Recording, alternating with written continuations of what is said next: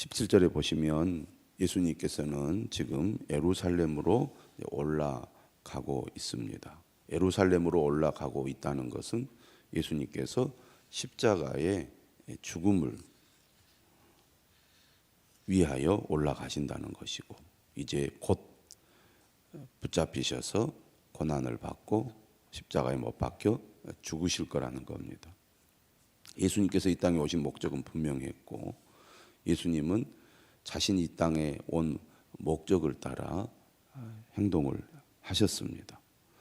예수님께서 이 땅에 오셔서 사역하실 때 가장 중요하게 여긴 것이 제자를 세우는 것이었죠. 예수님이 가신 길, 또 예수님이 하신 일을 제자들을 통해서 계속 이어가게 하기 위해서였습니다. 하지만 오늘 본문을 통해서 보게 되는 제자들의 모습은 한심하기 짝이 없죠. 이러한 제자들의 모습은 곧 우리의 모습이기도 합니다. 아마 제자들은 예수님 부활하시고 난 이후에 성령을 받고 주님을 위해서 헌신하고 희생하는 그 과정에서 과거의 자신들을 돌아보았을 것입니다. 우리가 과거에 저랬지. 그때는 참 우리가 속이 없었어. 예수님이 어떤 분인지 우리가 오해하고 예수님이 가시는 길이 무엇인지 모르고 우리가 참 철없고 속 없는 말과 행동을 했구나. 아마 뉘우치고 또 뉘우쳤을 것입니다. 오늘 예수님을 따르는 제자들의 모습은 예수님이 가시는 길과는 매우 거리가 있음을 잘 보여주고 있습니다. 예수님 오늘 세 번째 순환을 예고를 하셨죠. 예수님이 가시는 길이 무엇인지에 대해서 예수님은 복음서를 보면 세 번에 걸쳐서 분명하게 말씀을 하셨습니다. 하지만 당시 예수님을 따르던 제자들은 예수님의 말씀을 이해하지 못했습니다. 세 번이나 말씀하셨는데 반복하셨음에도 불구하고 이해하지 못했던 거죠.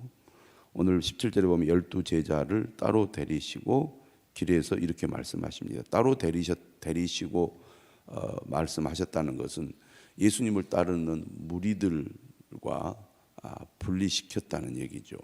그러니까 예수님은 정말 중요한 말씀은 제자들에게 별도로 하셨습니다.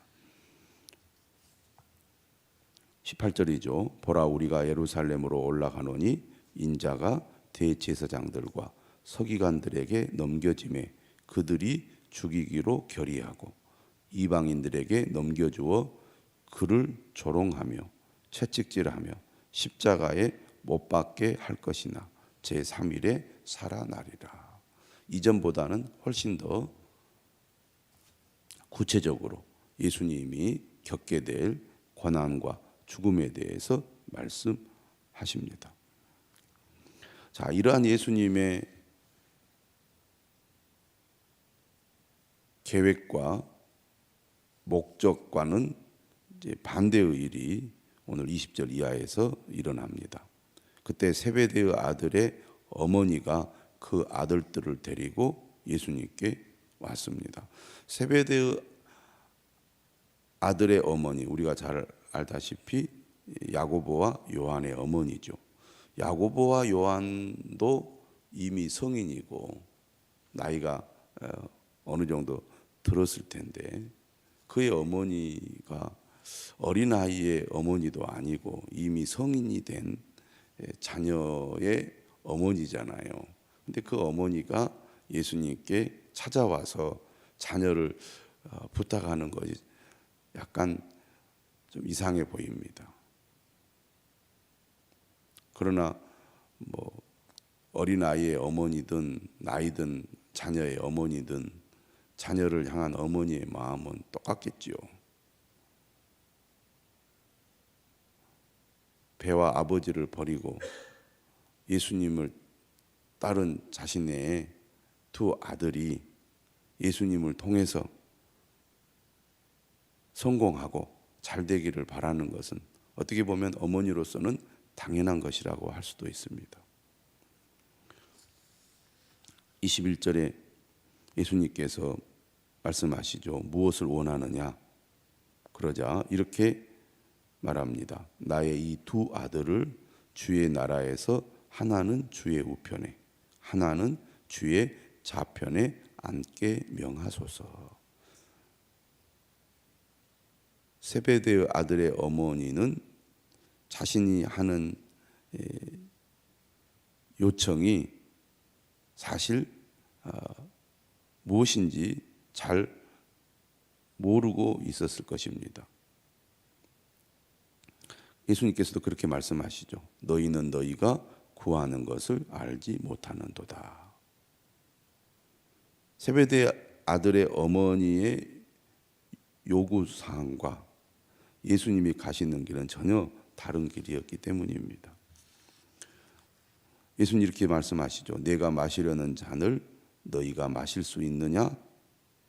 그들이 말하되 할 수 있나이다. 그들은 누굽니까? 야고보와 요한이죠. 그의 어머니나 그의 아들들이나 똑같습니다. 어머니는 어머니니까 그럴 수 있다고 치고 예수님을 3년이나 따르던 예수님의 핵심 제자잖아요. 베드로, 야고보, 요한. 근데 이 야고보, 요한도 어머니의 생각과 똑같은 거예요. 수준이 똑같습니다. 한심하기 짝이 없지요.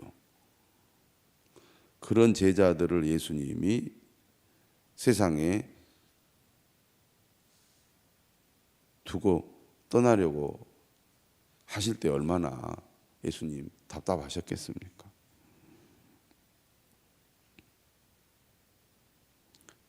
(23절) 예수님 말씀하시죠.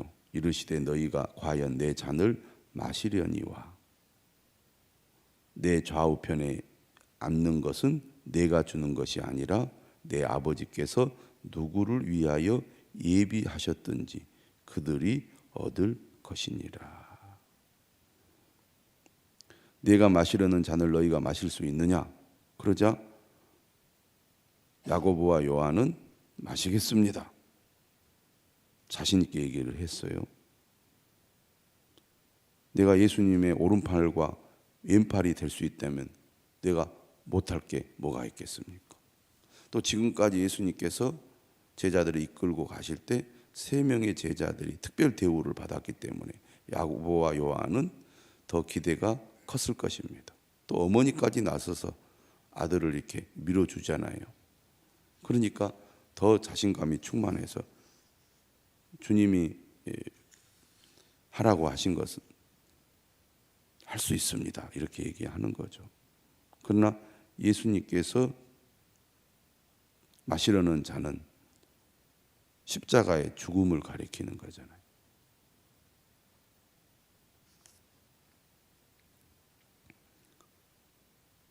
더 재밌는 것은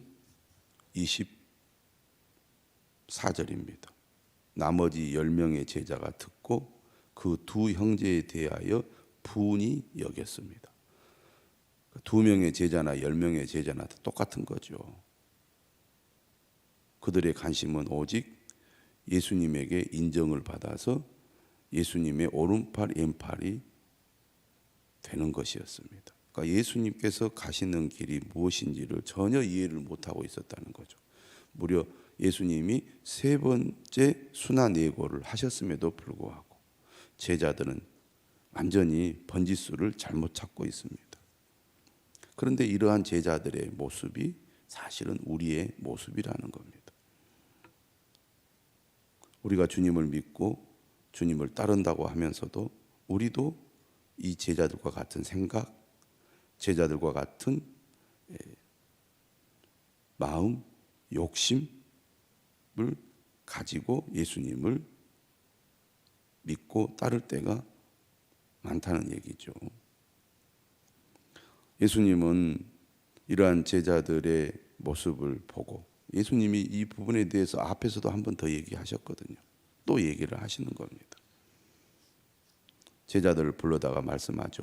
이방인의 집권자들이 그들을 임의로 주관하고 그 고관들이 그들에게 권세를 부리는 줄을 너희가 알거니와. 권력자들의 행태를 사람들이 너무나 잘 알고 있고 예수님을 따르던 제자들도 잘 알고 있습니다. 그런데 제자들의 마음에는 우리도 그런 권력을 획득해서 권세를 누리고 싶어하는 마음을 가지고 있었다는 얘기죠. 그런데 예수님 말씀하십니다. 26절에 너희 중에는 그렇지 않아야 하나니 너희 중에 누구든지 크고자 하는 자는 너희를 섬기는 자가 되고 너희 중에 누구든지 으뜸이 되고자 하는 자는 너희의 종이 되어야 하리라. 예수님은 분명하게 말씀하십니다. 제자의 길이 무엇인지, 제자의 삶이 무엇인지. 사람은 누구나 권력욕이 있습니다. 권력욕이. 사람이 모이는 곳에는 반드시 권력이 발생하고 권력이 발생하기 때문에 권력을 쥐고 그것을 내가 소유하려고 하죠. 그래서 큰 집단, 작은 집단, 수많은 집단들이 있기 때문에 그 속에서 권력욕이 강한 사람은 반드시 그 권력을 쥐려고 하는 욕망을 발휘하게 되어 있습니다. 특히 남자들이 더 그렇잖아요. 그런데 오늘 예수님은 분명히 말씀하고 계시는 거죠. 이런 사람의 권력욕은 사회 속에서만 있는 게 아닙니다. 교회 안에도 그대로 드러나게 되어 있습니다. 어떻게 보면 이게 본능이고 본성적인 거죠. 그래서 예수님은 분명하게 말합니다. 너희 중에는 그렇지 않아야 한다. 그리고 정말 그런 욕구가 강할수록 예수님 뭐라고 얘기하냐면 너희 중에 누구든지 크고자 하는 자는 섬기는 자가 되어라. 내가 정말 그런 욕구가 강하고 그러고 싶은 마음이 클수록 내가 더욱 의도적으로 의지를 가지고 종이 되고 낮아져서 섬기는 자가 되어야 한다는 겁니다.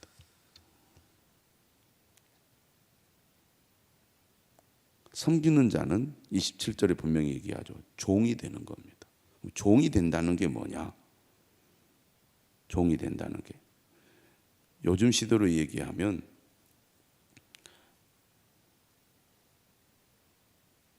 식당이라든지 고급 식당이라든지 뭐 백화점이라든지 이런 데 가서 그 점원들이 또는 뭐 점주가 고객을 서비스하는 것을 보면 우리가 이해할 수가 있습니다.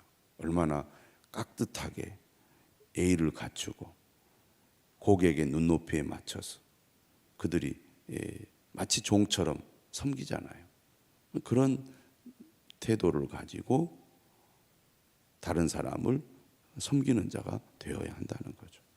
예수님께서 제자들에게 섬기는 자가 되어야 한다는 말씀을 하실 때 제자들에게만 그렇게 말씀하지 않았습니다. 28절에 자신도 이 땅에 섬기러 왔다고 분명하게 말씀하죠. 예수님의 섬김은 어떤 섬김이냐? 죽기까지 섬기는 것입니다. 그러니까 예수님의 섬김은 그냥 죽는 거예요.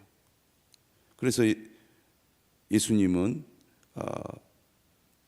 제자들을 향해서도 정말 나를 따르려거든, 다시 말해 나를 섬기려거든 죽으라고 말합니다. 자기를 부인하라는 거죠. 너희도 자기 십자가를 지어야 한다고 말합니다. 근데 우리는 자존심, 우리의 성질 이런 것들이 잘 안 죽거든요. 그래서 우리가 이제 함께 신앙생활하고 교회 생활하다 보면 그러한 게 부딪혀요. 내 감정을 건드리고 자존심을 건드리고 내 기분을 건드리면 못 참고 막 분노를 하고 화를 내고 그리고 이제 뭐라 그럴까 저 사람과 내가 이제 상대를 안 하겠다고 이렇게 등을 돌리고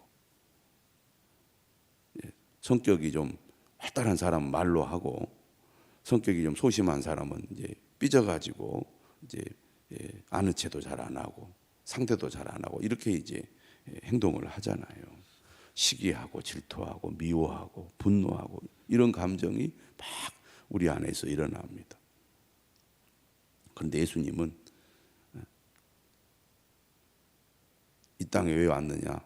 나는 죽으러 왔다는 겁니다. 예수님의 섬김은 어디까지 섬기는 것입니까? 자신을 죽음에 내놓는 데까지 섬기는 거죠. 우리도 예수님의 제자로 살아가려면 예수님처럼 죽는 데까지 나를 완전히 버려야 그게 진짜 섬기는 것이다. 예수님 그렇게 말씀하고 있습니다. 그러면 나는 뭐가 되나요? 이렇게 우리가 물을 수 있지만 사실 그렇게 내가 낮아지고 종이 되고 죽을 때 오히려 살아나게 된다는 게 예수님의 말씀이잖아요. 나를 위하여 자기를 잃는 자는 얻을 것이고 오히려 자기를 이제 얻기 위하여 살려고 하는 자는 잃어버릴 거라고 예수님 말씀하지 않습니까? 오히려 주님을 진정으로 섬기고 따르는 것이 사는 길이고 구원을 얻는 길이고 그리고 큰 자가 되는 것이라고 오늘 예수님 말씀하고 있습니다. 29절 이하는 우리가 부흥성회 때 들었던 말씀입니다. 마가복음 말씀으로 설교를 하셨는데요. 오늘 마태복음에서는 맹인이 마가복음과 달리 두 사람이 등장을 하죠. 소리를 지르면서 주여 우리를 불쌍히 여기소서 다윗의 자손이여. 이렇게 간절히 주님을 찾고 주님을 구하고 있습니다. 사람들이 꾸짖어 잠잠하라고 하죠. 그래도 더욱 소리를 질러서 주여 우리를 불쌍히 여기소서 다윗의 자손이여 합니다. 이런 간절한 마음으로 주님을 사모하고 주님 앞으로 가까이 나아가는 사람이 되시기를 바랍니다. 우리가 새벽에 이러한 마음으로 하나님 앞에 나아갈 때 주께서 우리를 불쌍히 여기셔서 우리를 치료하시고 회복하시고 도와주실 줄로 믿습니다.